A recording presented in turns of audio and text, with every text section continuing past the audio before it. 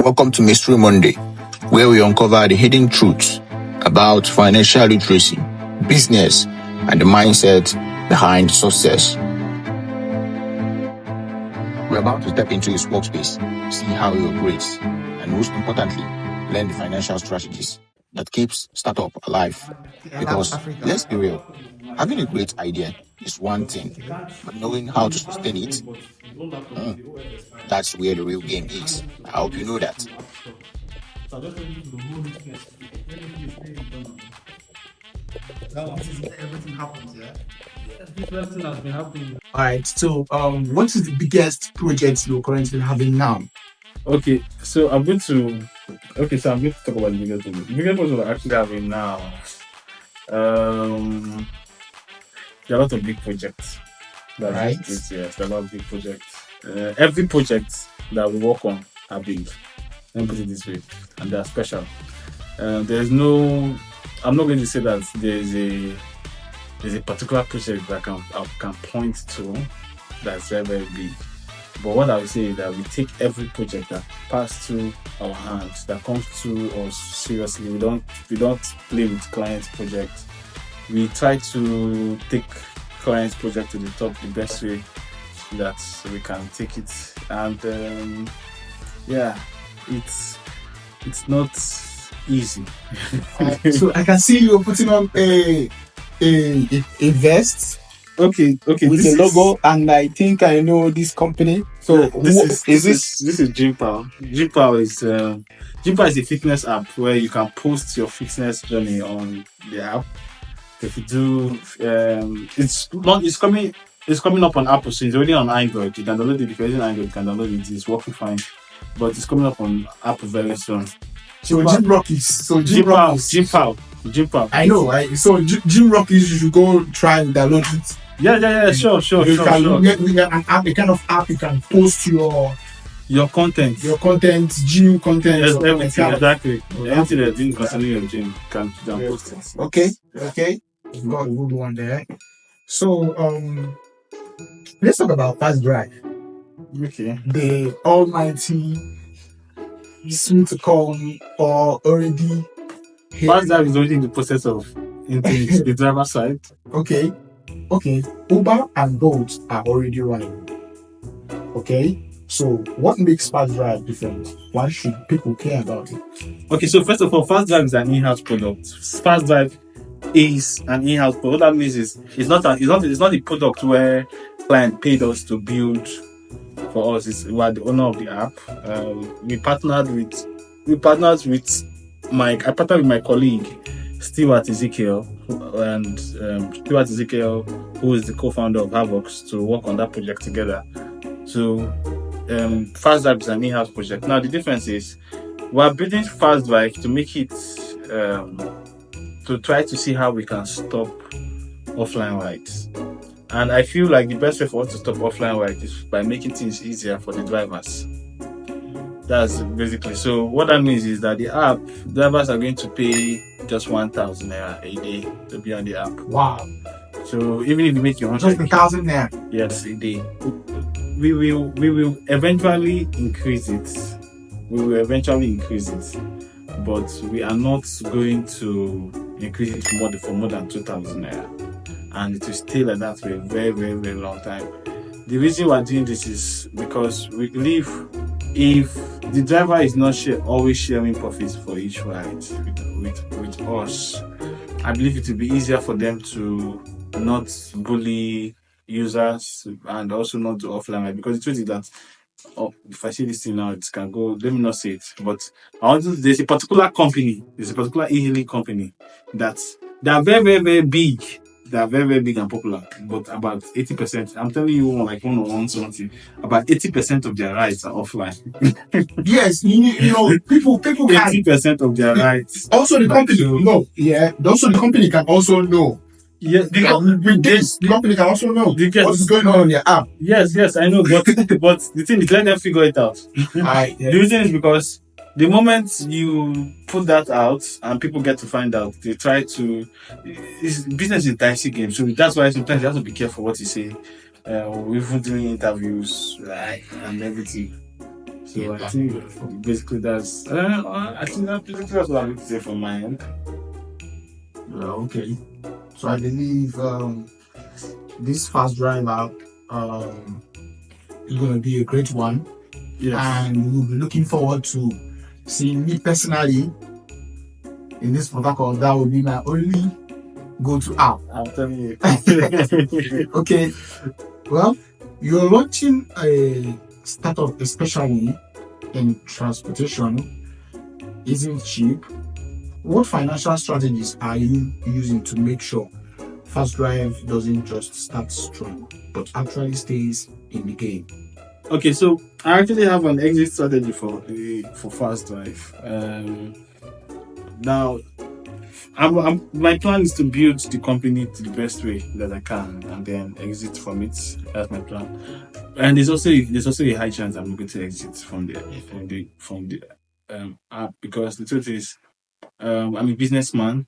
I'm in the business of building products. That's the business. I'm in the business of building products. So, if in building products, you build products, you scale it, and then you sell it.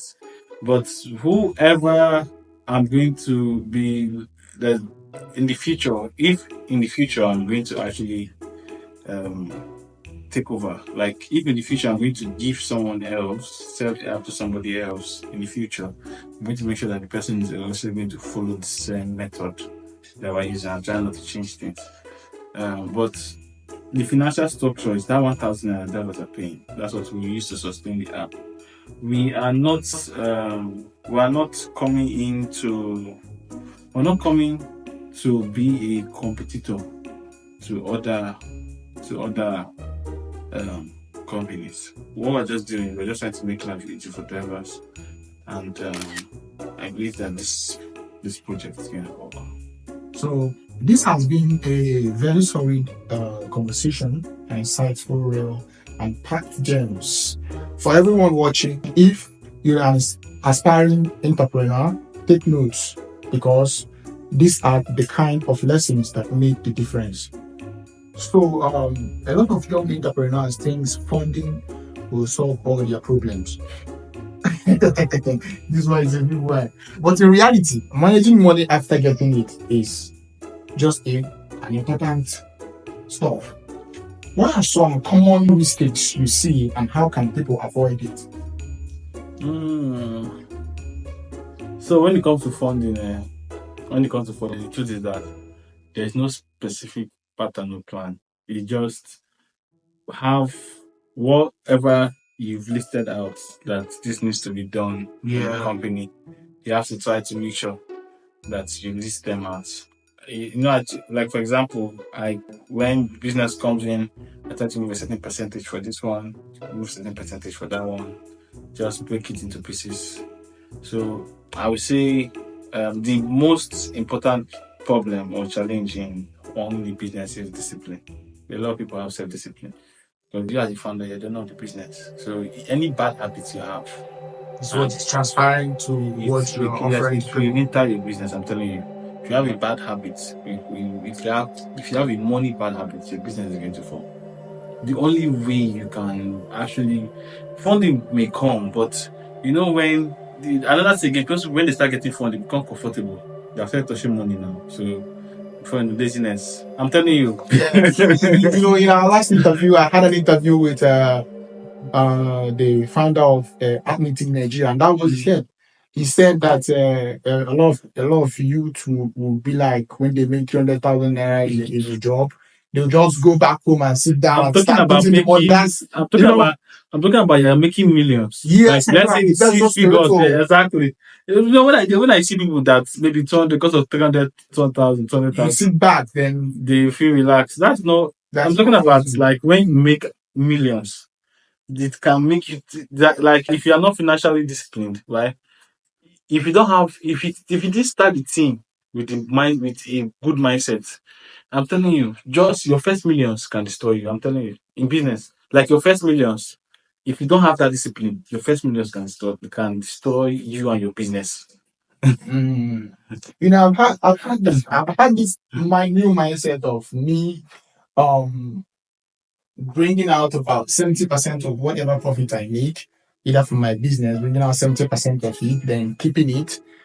You know, When it comes to how what I want this to be, it's good to have a vision, but it's also good to hire someone that's smarter than you, that knows how business structure works. So who are those persons? Those are business consultants that have handled business. They own the business and decide to be business consultants. They've handled business before. They've managed their business before. They know what it's like. Not the one that they did not manage anything. Okay. Talking about the business consultant that they have managed businesses that have been successful at a lot of things, that bring up results. Those are people now that can help you to create a structure for your business. Yes, that's beautiful. But you have to also know that there are some aspiring entrepreneurs that are down there that they do not even have that asset or they cannot even pay the consultant. In your circle, if you cannot then do research. You can't actually, when it comes to business structure is wild. Like, you actually need to find a way to discuss with somebody that understands how business structure works. Have an idea about it, but because the truth is that you can know something and not implement it. Yeah. But if you have a business consultant or somebody that's like a business person, and the person, of course, that discipline is actually, I'm a disciplined person. I'm not saying that I'm not a disciplined person, but I'm just being realistic. Working with somebody that is more experienced than you is a game changer. Trust me. Working with this, I call them working people that are smarter than you, is the game changer in business. If you don't work people that are smarter than you, you will struggle. I'm telling you, even if you have all the money. I'm telling you now. So African tech, I'm looking at this now. African tech is evolving so fast, from fintech to AI to mobility. Yeah. So where do you think the biggest opportunities are for young people, young entrepreneurs? Do you understand me? The biggest opportunity is working together. That's how the biggest opportunity is. Let me explain. If you want to build something, you need to try to, first of all, if you want to build something, you want to build it alone, it means that you have money, you can feed yourself, you have the skill, everything. So first of all, learn the skill as a person. I believe that before you say you're an entrepreneur, you already have the skill that you're good at. So you just turn that skill into entrepreneurship skill and find a way to make it, either provide a service or build an app or product or about it, right? So I would say the first thing you need to do as an entrepreneur is to learn how to work with people. Because being an entrepreneur means self-employed is different from being an society. Yes, Socializing. Yes, even working with your team, like the people that you choose to work with, even if people are two. Most entrepreneurs, they don't know how to work with people, they don't know how to communicate with people that they work with, they don't even know how to cooperate with people that they work with. But by the time you learn that is the first breakthrough. Then also learning how to communicate. Okay, are there some books? It's good to learn from the dead man. Are there some books that that can help some aspiring entrepreneurs who are also I would say every entrepreneur should go with 0 to 1 and Founders at Work. 0 to 1 and Founders at Work. Some Founders at Work by Jessica Livingston. 0 to 1 by Peter Thiel. Peter Thiel was one of the former investors, or is one of the investors for Facebook. Okay. And where do you see Fast Drive 5 years from now? Are we talking about expansion, or are we talking about? I see Fast Drive in the eastern states. I'm an Igbo man, so I would like Fast Drive to be there to be in my state. I see Fast Drive operating in eastern states. I see Fast Drive operating in Lagos. I see Fast Drive operating in Abuja. I also see Fast Drive operating in Europe. Wow. So why Europe? If it's not Europe, it could be either Dubai, Europe, US, one of them. Maybe because I have a strong connection over there. While I'm here, I have clients that like they love the idea already. I've already started putting it in their head that see what's going to happen. So it's a good, if you ask me.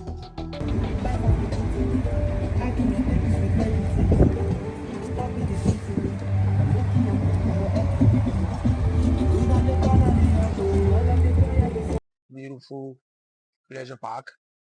So this is where you find your catch, or should I say, this is where you find the peace at your leisure time. One of the places I find my peace.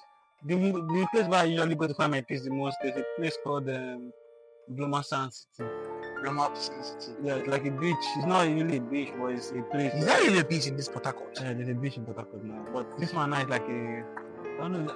I know Anthony have beach, good nice beach. But where I like, closest place I like to go, maybe if I just want to connect with nature, you get once in a while. Yes, that Bloma Sand. It's a very good place, calm, quiet, safe, secured. I like hanging around there. Yeah. And then this is one of, as I said, Pleasure Park is one of the places that